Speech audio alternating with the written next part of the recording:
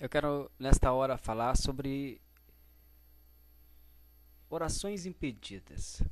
Para que eu fale sobre este assunto, eu quero que você abra a sua Bíblia no livro de 1 Pedro, capítulo 3, versículo 7, que diz assim: Igualmente vós, maridos, coabitai com ela com entendimento, dando honra à mulher, como vaso mais fraco, como sendo vós os seus co-herdeiros da graça da vida, para que não sejam impedidas as vossas orações. Usarei somente a parte B deste versículo,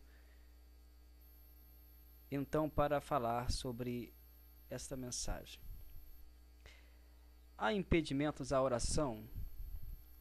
Porque muitas vezes nossas orações não são respondidas. Olha, Jesus prometeu que o Pai nos atenderia. Ele disse: pedi e dar-se-vos-á. Se Jesus Cristo,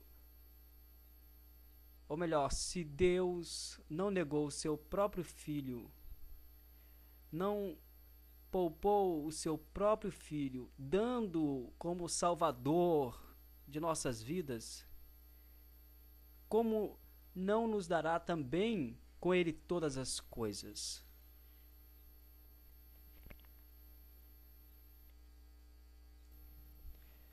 A primeira coisa que temos que fazer para que as nossas orações não sejam impedidas é reconhecer nossas imperfeições.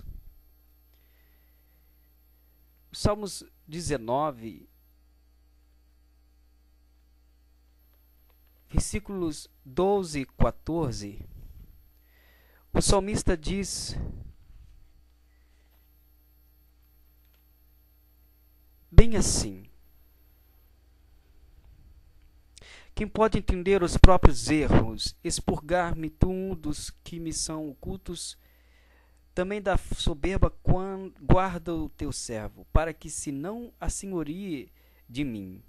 Então serei sincero e ficarei limpo de grande transgressão. Olha, como nós poderemos ter vitória se nós não confessamos as nossas faltas, as nossas falhas? Provérbios capítulo 16, versículo 8, diz, versículo 18 melhor, diz que a soberba procede à ruína e a altivez do espírito precede a queda. O apóstolo Tiago disse que Deus resiste aos soberbos, porém dá graça aos humildes. Obteremos vitória quando reconhecermos que nós somos falhos, temos muitas faltas e precisamos da misericórdia de Deus. Porque a soberba procede à ruína. Então, se queremos ter vitória, precisamos nos humilhar diante de Deus, porque os humilhados serão exaltados. Os últimos serão os primeiros.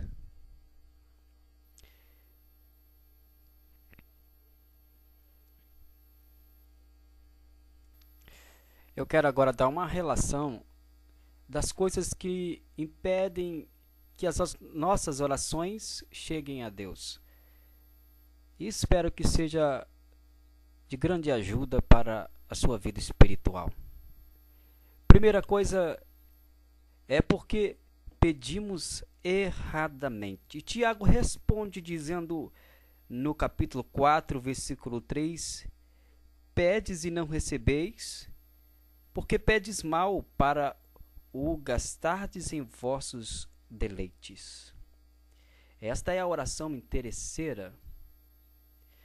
E quando fazemos esta oração, Deus não responde, Deus não atende esta oração porque pedimos para nossa ostentação, para satisfazer a nossa vaidade.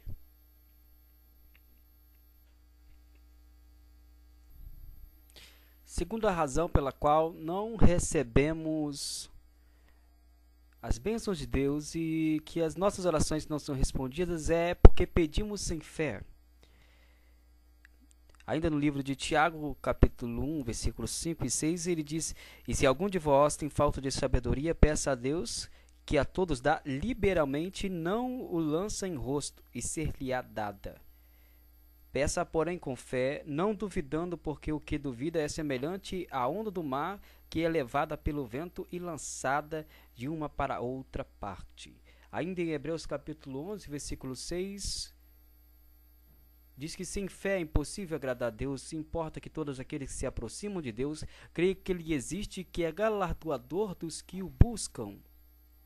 Muitos não creem na doutrina da oração porque se acham sábios. Na verdade, são tolos. Meu querido, minha querida, a oração é a chave da vitória.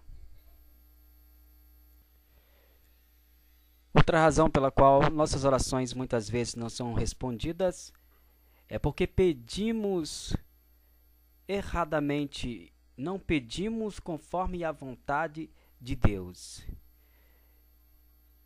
Na carta escrita pelo apóstolo João, em 1 João capítulo 5, versículo 14, ele diz assim: E esta é a confiança que temos nele. E se pedimos alguma coisa, segundo a sua vontade, ele nos ouve. Na verdade, nem sempre sabemos como pedir o que nos convém.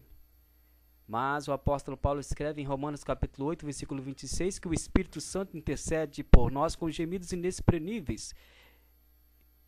E ele nos ensina o que pedir para que todas as nossas necessidades sejam supridas conforme o que precisamos.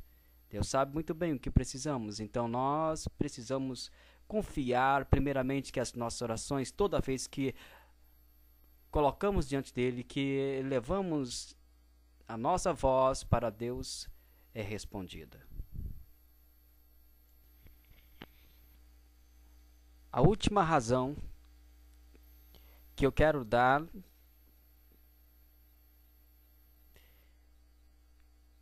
é porque nós não perdoamos os nossos irmãos. O crente que não perdoa derruba a ponte sobre a qual ele precisa passar. Então, para que as nossas orações sejam respondidas, precisamos perdoar os nossos irmãos, e esta ponte estará sempre de pé. Ela estará sempre à nossa frente para que cheguemos diante de Deus. A falta de perdão entre os cônjuges é também uma das causas. O marido não deve maltratar a esposa, nem esta maltratar o esposo. E se houver mágoa entre os dois, tem de haver o perdão mútuo. E nisso, a confissão de pecados, de erros para com o próximo, dizer quanto sente pelo erro cometido, tanto diante do próximo, diante de Deus. Isto é também essencial. Nós temos de confessar nossos pecados, nossos erros, nossas falhas, para entrarmos na presença de Deus. Jesus Cristo disse: antes de vocês ofertarem, de ofertar no templo, vocês devem primeiro pedir perdão ao seu próximo. Deixa a oferta no altar, vai e peça perdão ao seu próximo, e depois vem e ofereça a Deus a sua oferta. Então, perdoemos, liberemos perdão, porque assim as nossas orações não serão impedidas. E para finalizar, depois de ter falado sobre tudo o que impede as nossas orações de chegar a Deus, eu quero então finalizar dizendo o que faz com que as nossas orações não sejam impedidas. Primeiro, quando há união entre os crentes. O Salmo 33 diz: "Ó, quão bom e quão suave é que os irmãos vivam em união, é como o óleo que desce sobre a barba de Arão." Deus responde à oração do seu povo. Lembre-se de Salomão, quando todos unidos clamavam, a glória de Deus se derramou sobre aquele lugar. Havendo paz em cada família, não há oração impedida quando toda a família serve a Deus.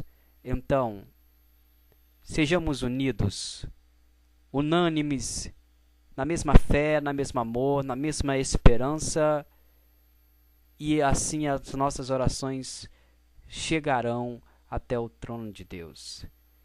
Se não somos atendidos quando pedimos, é hora de avaliarmos nosso relacionamento com a família, com a igreja e com Deus, para que assim nós tenhamos a colheita, os frutos de tudo aquilo que nós colhemos e plantemos. Que Deus abençoe a sua vida em nome de Jesus.